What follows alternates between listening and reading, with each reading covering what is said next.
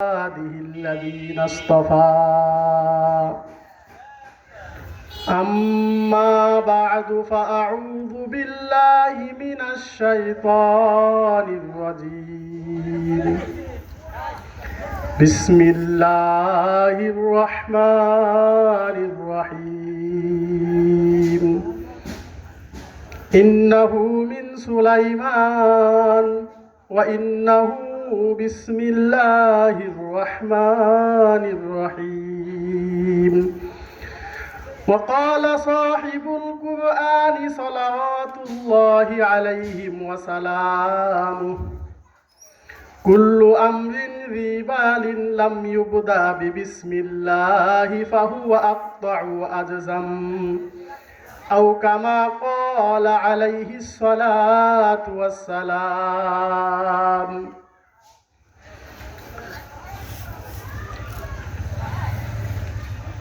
খামিনারবাগ দক্ষিণপাড়া জামে মসজিদের উদ্যোগে তৃতীয় বাৎসরিক ওয়াজ মাহফিলের সম্মানিত সভাপতি, উপস্থিত সম্মানিত মুসল্লিয়ানে কিরাম, পর্দার অন্তরালে মা ও বোনেরা,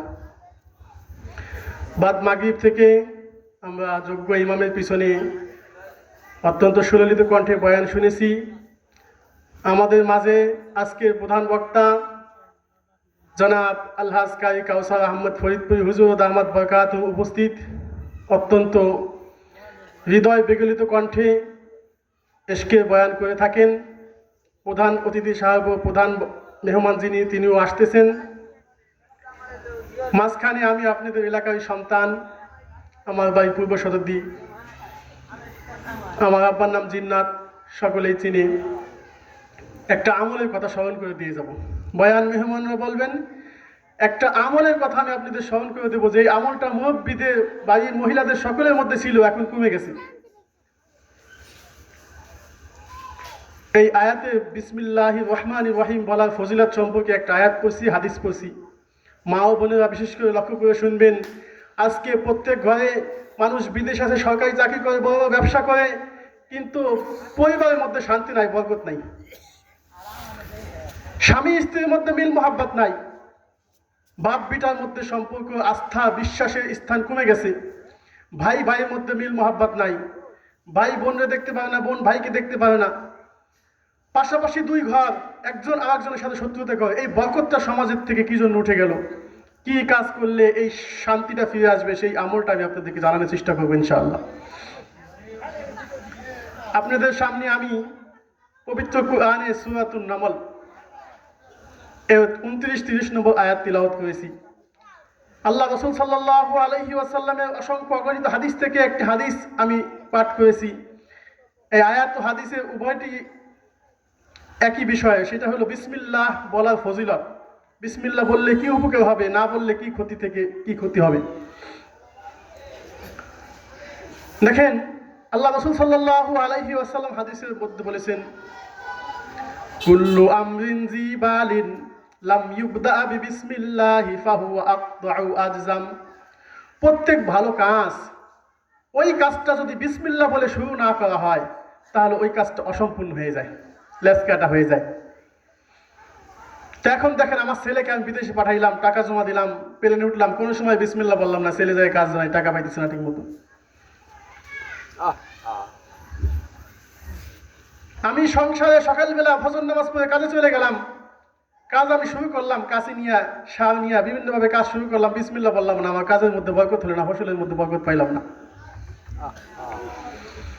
আমি ঘরে ঢুকলাম, ঢোকার সময় বিসমিল্লাহ বললাম না, আমার পরিবারকে সালাম দিলাম না, আমার স্বামী স্ত্রীর মধ্যে যে একটা মিল মোহাব্বত হওয়া দরকার, সেই মিল মোহাব্বতটা নাই। আগের জামানায় একটা মুরগি বরযাত্রীতে 50 জন খাওয়াইয়া বিবাহ পড়াইতো, কামিন নাই, কলমা নাই, কিছু নাই। স্বামী স্ত্রীর মধ্যে কি মিল মোহাব্বত, কোনো সারাসারি নামগন্ধ নাই। আর এখন 100-150 মানুষ আসে, প্রত্যেকে আলাম মুরগি, খাসি, গরু খাওয়াইয়া এত কিছু কামিন টামিন এত কিছু লেখে, তাও কিন্তু কি নাই, সংসার টেকে না, বরকত কমে গেছে, বরকত শূন্য হয়ে গেছে। বাস্তব কিনা বলেন? এই জন্য প্রত্যেক ভালো কাজের মধ্যে আমার বিসমিল্লাহির রহমানির রহিম বলে শুরু করতে হবে। বিশেষ করে মা বন্ধুকে বলতেছি, আপনারা সকালে যখন ঘুম থেকে উঠে বিছানাটা ঝাড়ু দেন, ঘরটা ঝাড়ু দেন, বিসমিল্লাহ বলে শুরু করেন। দেখেন ঘরের মধ্যে সকাল থেকেই বরকত শুরু হয়ে যাবে। যখন সকালবেলা আপনি রান্না শুরু করেন, একবার পড়ে নেন বিসমিল্লাহির রহমানির রহিম, দেখবেন রান্নার মধ্যে বরকত চলে আসবে, শয়তান ওখান থেকে পলায়ন করবে। হাদিসের মধ্যে আসছে, যেই খাবারের শুরুতে বিসমিল্লাহ বলা হয় না, ওই খাবারের শয়তানের একটা অংশ চলে যায়। আমি বিসমিল্লাহ না বললে খাওয়া শুরু করলাম, তো এই একটা খাবারের মধ্যে শয়তান আমার সাথে অংশীদার হয়ে গেল, শয়তান এখান থেকে খানা খাইল। যেই খাবারের মধ্যে বিসমিল্লাহ বলা হয়, ওই খাবারের আশপাশে শয়তান ঘেঁষতে পারে না। বিসমিল্লাহ সারা খাইতে শুরু করলে ওই খাবারটা শয়তানের জন্য হালাল হয়ে যায়। পবিত্র কুরআনে আপনারা সকলে জানেন 114টি সূরা আছে। মোট কয়টি সূরা? 114টি। এর মধ্যে 113 সূরা শুরুতে আল্লাহ পাক রব্বুল আলামিন নিজে বিসমিল্লাহির রহমানির রহিম লেখছেন। খালি একটি সূরা, সূরা তওবা, এই সূরা শুরুতে বিসমিল্লাহ লেখা নাই। মাঝে মাঝে বিচার গান যাওয়া কয়, দেখি এক বই তার বই জিগায়, প্রতিপক্ষ প্রশ্ন করে, শরীয়ত মারফত কত পালা করে না, হয়তো কোন সূরা শুরুতে বিসমিল্লাহ নাই বলো তো? মনে করে হুজুরা জানে না। তারা যা পড়ছে আল্লাহ রহমতে ওর থেকে কোটি কোটি কোটি ভালো একজন যে আলেমে দিন হয়েছে তার থেকে ভালো জানে।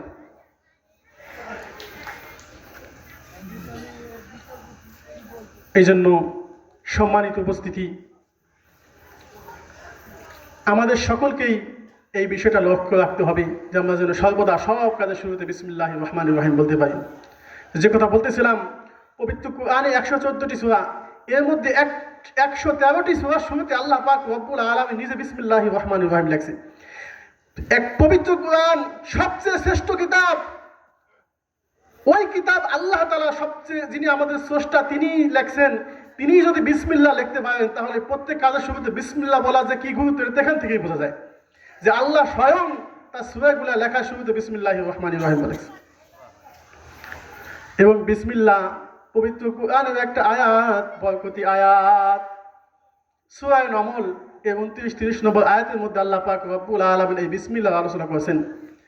ওয়াইন্নাহু মিন সুলাইমান ওয়াইন্নাহু বিসমিল্লাহির রহমানির রহিম। ছোট্ট একটু ঘটনা শুনে, অনেকে শুনছেন, অনেকে অধিকাংশ মানুষ শুনেন নাই। হযরত সুলাইমান আলা নাবিয়িনা ওয়া আলাইহি সালাতু ওয়াস সালাম, পৃথিবীর মধ্যে 4 জন এমন বাদশা ছিলেন যে সারা পৃথিবী শাসন করছে। আমাদের বাংলাদেশ কি বলেন, সারা পৃথিবীর সব, যে বাংলাদেশের যে প্রধানমন্ত্রী আছে বর্তমান ডক্টর ইউনূস, উনি সারা বিশ্বের প্রধানমন্ত্রী। বাংলাদেশে 1,47,000 বর্গ কিলোমিটার প্রধানমন্ত্রী। তা 4 জন মানুষ এমন ছিলেন যারা সারা পৃথিবীকে শাসন করছেন। তার মধ্যে 2 জন মুসলমান, 2 জন কাফের। কাফেরদের মধ্যে একজন হলো বুখতে নাসর, আরেকটা হলো ফিরাউন। মুমিনদের মধ্যে যে 2 জন আছেন, তার মধ্যে একজন হইল হযরত সুলাইমান আলা নাবিয়িনা ওয়া আলাইহি সালাতু ওয়াস সালাম। এই সুলাইমান আলাইহিস সালাম, আল্লাহ পাক রব্বুল আলামিন তাকে কিছু বিশেষ ক্ষমতা দিয়েছিলেন। ওয়া হুশিরা লিসুলাইমানু জুনুদুহু মিনাল জিন্নি ওয়াল ইনসি ওয়াত তায়র। সুলাইমান আলাইহিস সালামের সৈন্য বাহিনীর মধ্যে আল্লাহ পাক রব্বুল আলামিন কাজ করার জন্য জিন, ইনসান, পাখি সব কিছুকে অনুগত করে দিয়েছেন। তাই সুলাইমান আলাইহিস সালাম একদিন পাখিদেরকে যে কোনো এক কাজের জন্য ডাকছেন। পাখিদের মধ্যে একটা পাখির নাম ছিল হুদহুদ। পাখিটার নাম কি সবাই বলেন? হুদহুদ।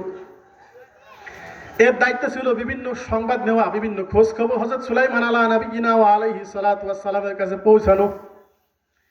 একদিন সুলাইমান আলাইহিস সালাম এবং সবাইকে নিয়ে বসছেন। সুলাইমান আলাইহিস সালাম হুদহুদকে দেখেন না, পবিত্র কোরআনের মধ্যে আছে। এই সূরা নামলের মধ্যে আয়াত হইল, ওমালি লা আওয়া হুদহুদ আও কানা মিনাল গায়িবিন। সুলাইমান বলে, আমার কি হইল যে আমি সুলাইমান হুদহুদ পাখিকে দেখতেছি না, নাকি সে অনুপস্থিত? কিছুক্ষণের মধ্যে হুদহুদ পাখি এসে উপস্থিত হয়েছে। আয়েশা বলতেছেন, বাচ্চা সুলাইমান,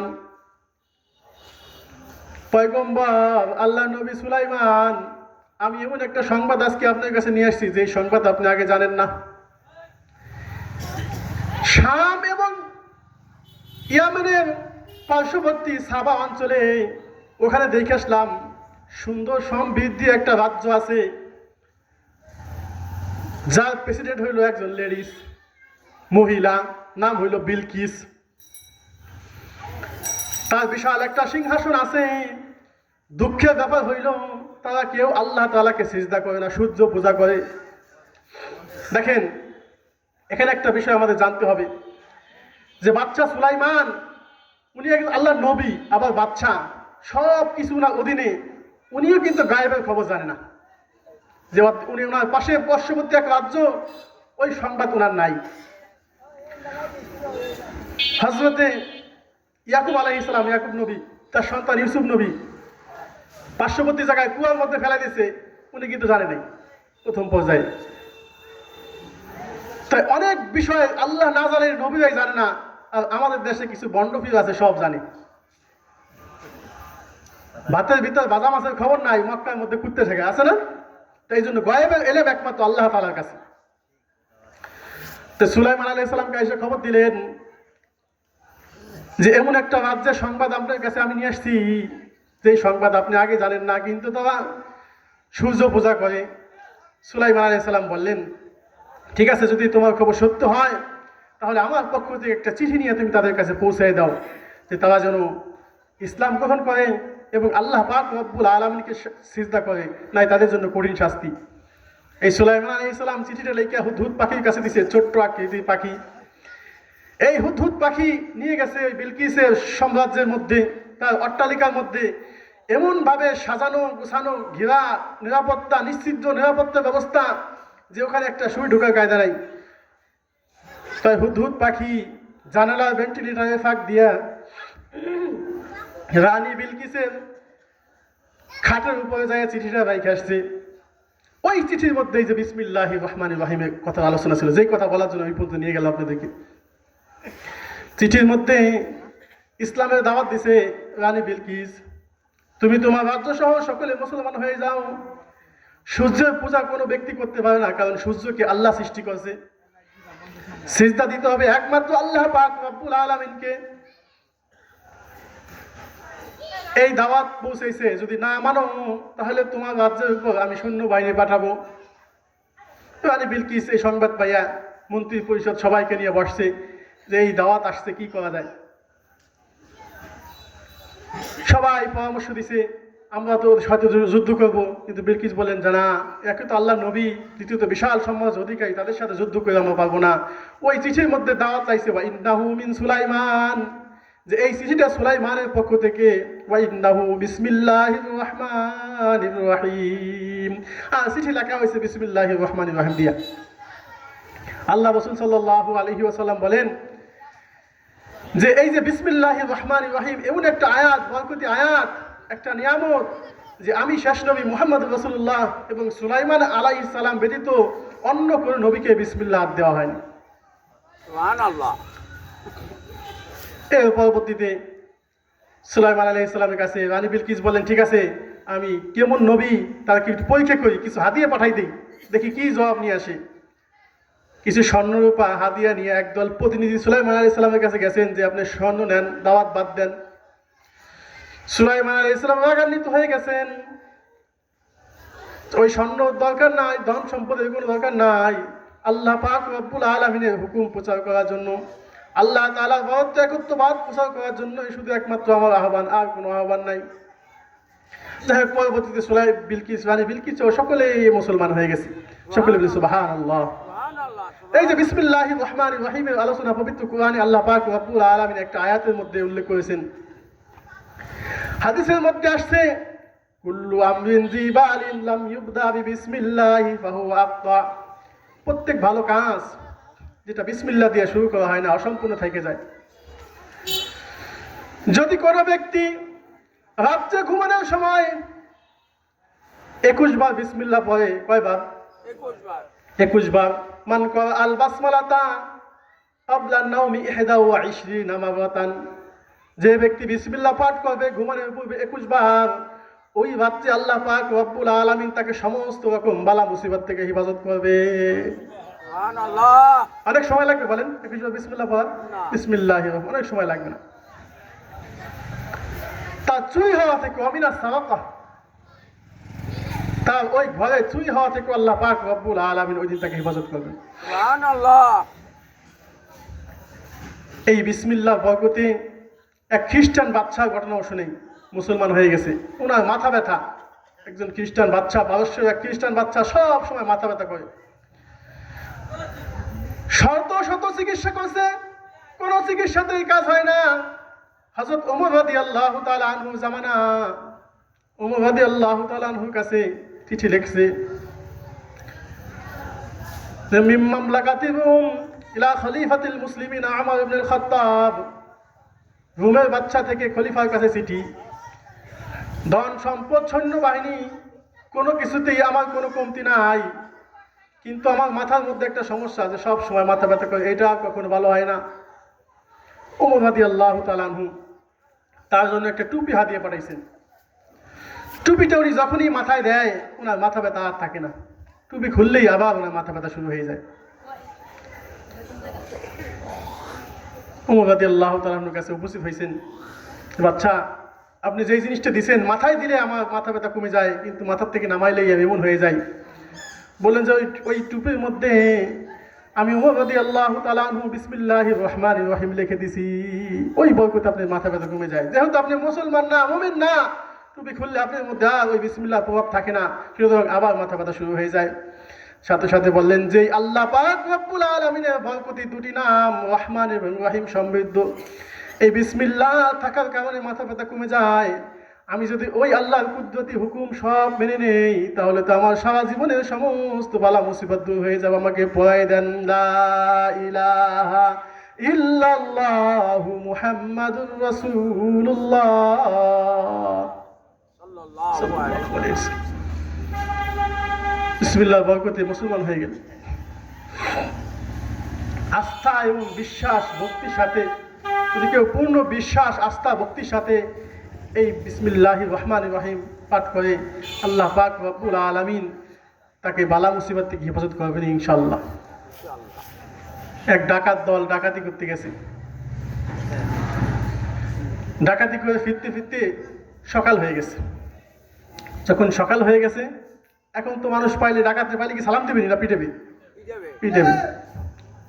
এখন লিবাস পরিবর্তন করে ফেলাইছে, ডাকাতি যে পোশাক ছিল ওই পোশাক সব পাল্টাইয়া জুব্বা টুপি পরে হুজুর হয়ে গেছে।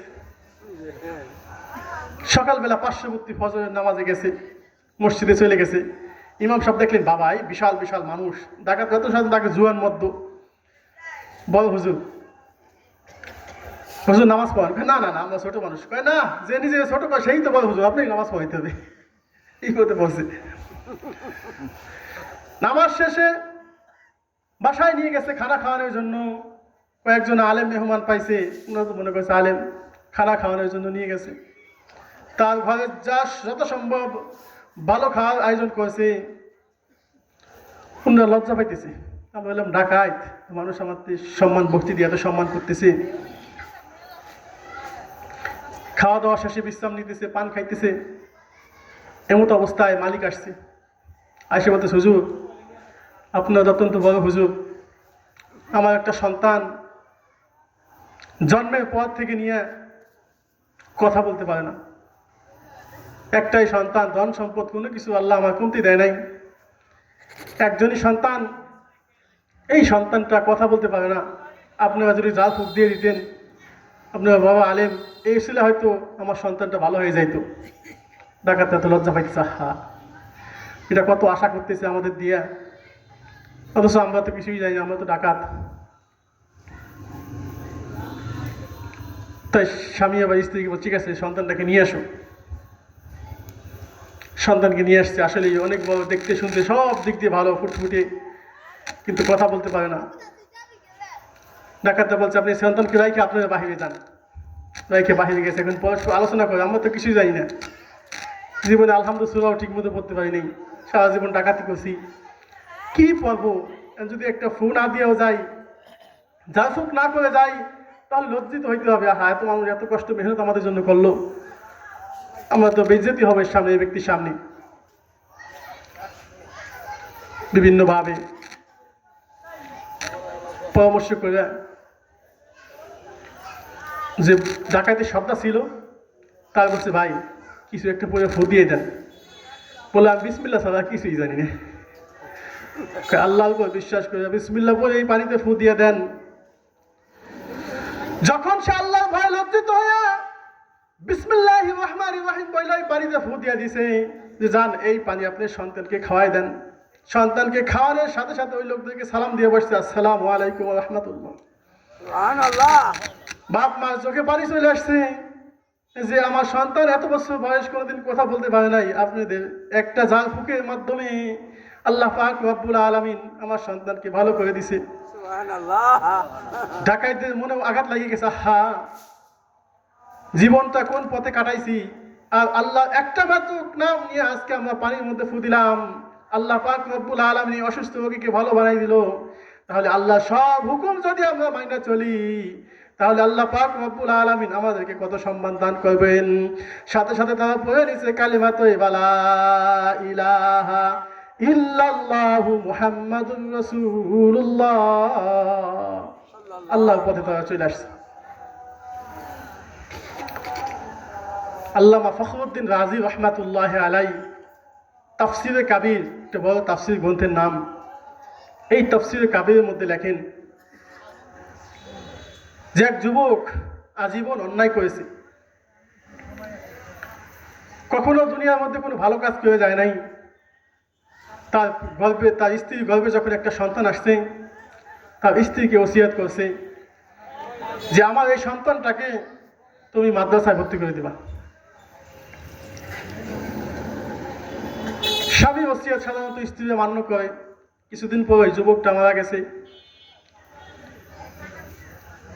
মারা যাওয়ার পর তার অন্যায় কারণে তার কবর আযাব শুরু হয়ে গেছে, কঠিন শাস্তি হইতেছে। আস্তে আস্তে তার সন্তান যখন মক্তবে পড়ার উপযুক্ত হয়ে গেছে,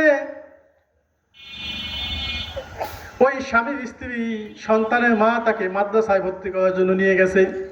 সুবহানাল্লাহ। মাদ্রাসায় ভর্তি করে দিয়ে আসছে। ওই সন্তান যখন পয়লা দিন মক্তবে গেছে, মক্তবে যাইয়া সবার সাথে সাথে মক্তবে কারি সব সুন্দরভাবে পড়াইতেছে।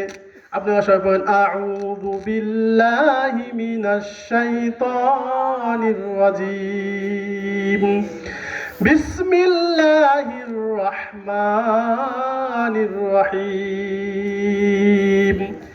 এই আউযু বিল্লাহ এবং বিসমিল্লাহ শুদ্ধভাবে পড়াইতেছে। ওই সন্তান যখন মক্তবে যাইয়া প্রথম দিনে বিসমিল্লাহির রহমানির রহিম পড়ছে, আল্লাহ পাক রব্বুল আলামিন ফেরেশতা থেকে পাঠাইছেন, হে আমার ফেরেশতা ওই যুবকের কবর আযাব বন্ধ করে দাও। আল্লাহ কেন? তার তো কোনো নেক আমল নাই, শুধু গুনাহ আর গুনাহ। জীবনে কোনোদিন মসজিদে যায় নাই, পশ্চিম দিকে আসারও খায় নাই। আল্লাহ পাক রব্বুল আলামিন বললেন, হে ফেরেশতা ওই যুবকের সন্তান আজকে প্রথম মক্তবে গেছে। মক্তবে যাইয়া আমি আল্লাহ আমার পবিত্র দুইটা নাম রহমান এবং রহিমের নাম নিয়েছে। সুবহানাল্লাহ। সে মক্তবে যায় বিসমিল্লাহির রহমানির রহিম বলেছে।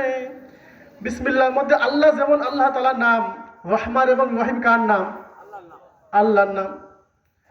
বলে রহমান রহিম দয়াময়, বিসমিল্লাহির রহমানির রহিম পরম করুণাময় অসীম দয়ালু আল্লাহ তাআলার নামে শুরু করতেছি। ওই ব্যক্তির সন্তান যখন বিসমিল্লাহির রহমানির রহিম পড়তেছে যে আমি পরম করুণাময় অসীম দয়ালু আল্লাহ তাআলার নামে শুরু করতেছি, ওই যুবকের সন্তান আমার নামে নাম নিতেছে, আমার বরকতি নামগুলো নিতেছে। তার বাবাকে আমি কিভাবে আযাব দেই, তার কবরের আযাব তোমরা বন্ধ করে দাও। সুবহানাল্লাহ। বিসমিল্লাহির রহমানির রহিম। তার সন্তান যখন মক্তবে যাবে পৌঁছে, আল্লাহ পাক রব্বুল আলামিন এই ওসিলায় তার কবরের আযাবকে মাফ করে দিয়েছে। সুবহানাল্লাহ। সুবহানাল্লাহ। এই জন্য আমরা প্রত্যেক কাজে সব অবস্থায় যে দোকান খুলেন, আমরা যাই প্রথম বিসমিল্লাহির রহমানির রহিম বলে দোকানটা খুলবো। যে গাড়ি চালায়, অটো চালায়, আমরা বিসমিল্লাহির রহমানির রহিম বলে অটো চালাবো। এখন মানুষ বিসমিল্লাহ দেয় না, যায় কি করে বুঝছেন? প্রথম হ্যান্ডেল ধরে সালাম দেয়। এমন করে না? বলেন দেখেন নাই? মনে করছে এই ভ্যানে খাওয়ায়, আসলে কি ভ্যানে খাওয়ায়? জিজ্ঞেস করছিস ভাই এমন বললেন কেন? ভাই ভ্যানে আল্লাহ ভ্যানে খাই, ভ্যানি কামাই করে খাই, এই জন্য এটা সালাম দিলাম। বলে ভ্যান আপনাকে কোনোদিন খাওয়াইতে পারে না। রিজিকের মালিক একমাত্র কে? আল্লাহ। সুতরাং যদি আপনি গাড়ি স্টার্ট করেন, ওই চুমা দেওয়া লাগবে না, সালাম দেওয়া লাগবে না, আপনি বিসমিল্লাহির রহমানির রহিম এইভাবে বলে শুরু করবেন। আপনি কৃষি কাজ করার জন্য গেছেন, বিসমিল্লাহির রহমানির রহিম বলে শুরু করবেন। যে কোনো কাজ করতে গেছেন, বিসমিল্লাহির রহমানির রহিম বলে শুরু করবেন। দেখবেন আল্লাহ পাক রব্বুল আলামিনের মধ্যে বরকত দিয়ে দিবে।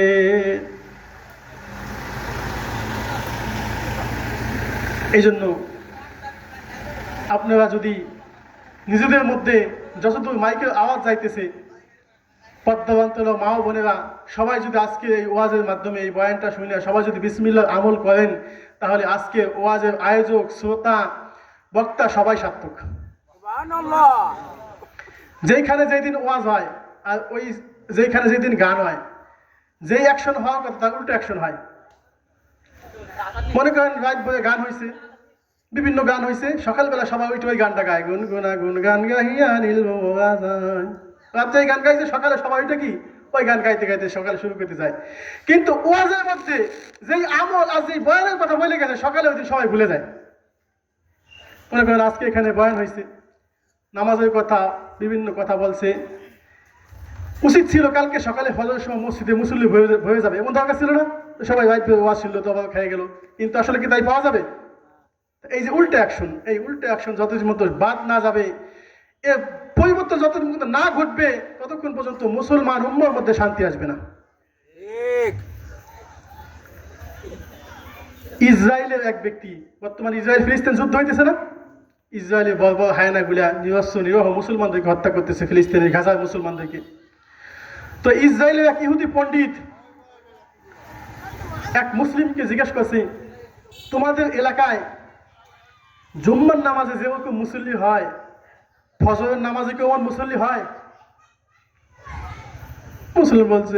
মুসলিম বলতেছে না, আসলে তেমন হয় না। জুম্মার সময় তো মসজিদ ভরে যায়, ফজরের সময় তো প্রথম কাতারই ভরে না। বাস্তব কিনা? বাস্তব বলেন, সব এলাকায় একই অবস্থা।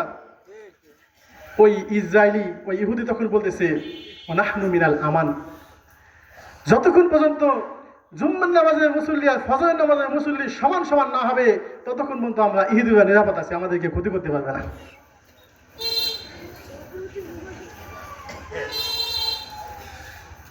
এই জন্য আমরা সকলে চেষ্টা করবো এই সব সময় বিসমিল্লাহির রহমানির রহিম বলে যাও। দেখেন বিসমিল্লাহ বরকত সব হালাতে আছে।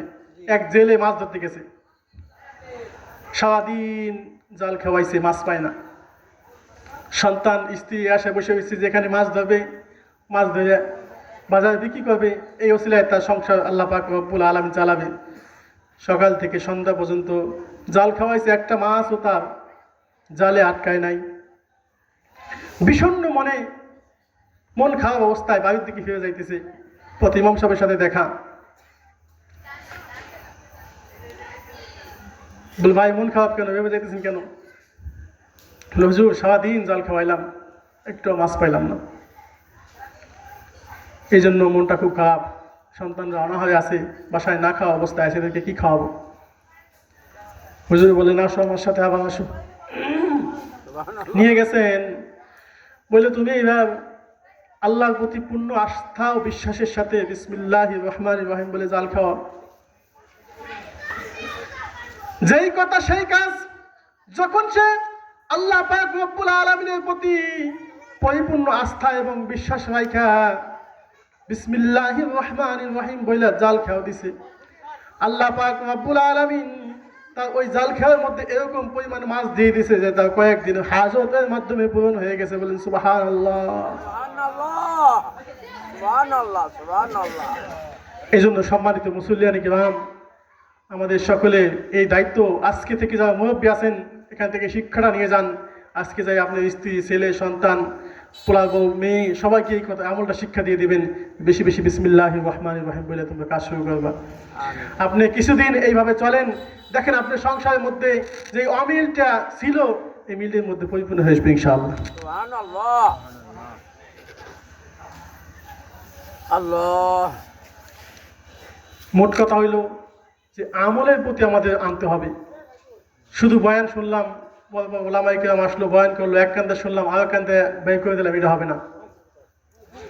দাদা নাতিন ওয়াজ শুনতে গেছে, তো ওয়াজের মধ্যে হুজুর সুন্দরভাবে বুঝাইছেন যে পুরুষের ছাত্র হইলেও নাভির উপর থেকে নিয়ে হাঁটুর নিচ পর্যন্ত এইটুক সব সময় ফরজ ঘিরে রাখতে হবে।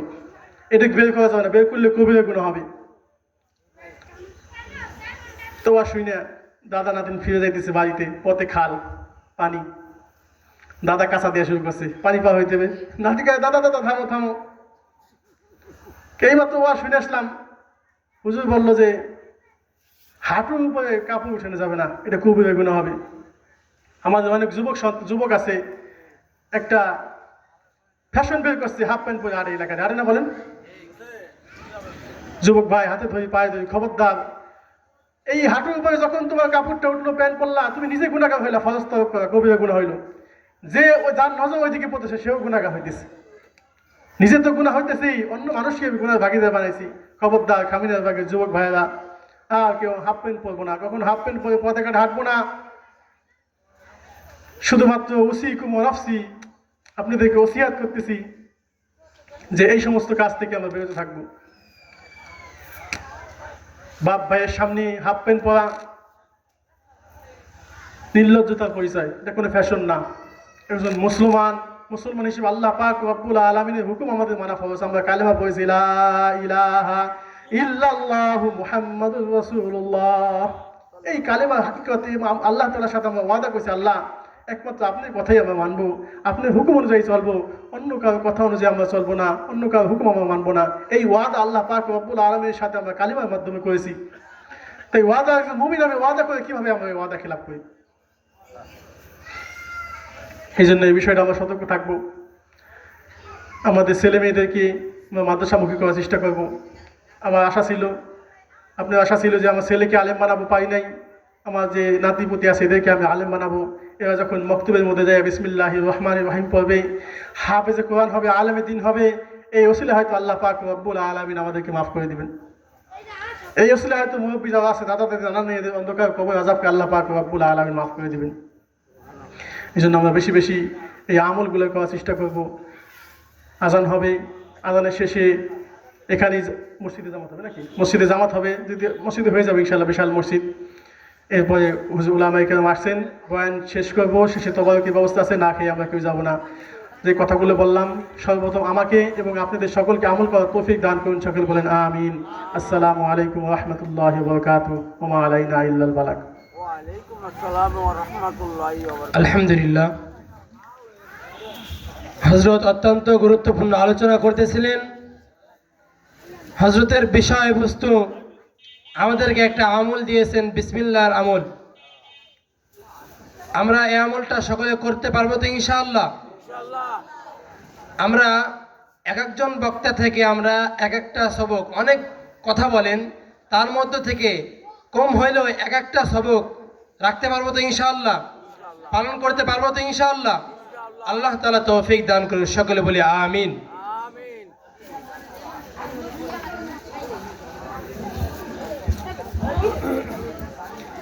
এখন ইশারের আজান হবে, আজানের কিছুক্ষণ পরেই আমাদের জামাত দাঁড়িয়ে যাবে ইনশাআল্লাহ। যাদের অজু নাই অজু করে মসজিদের মধ্যে ঢুকে যান।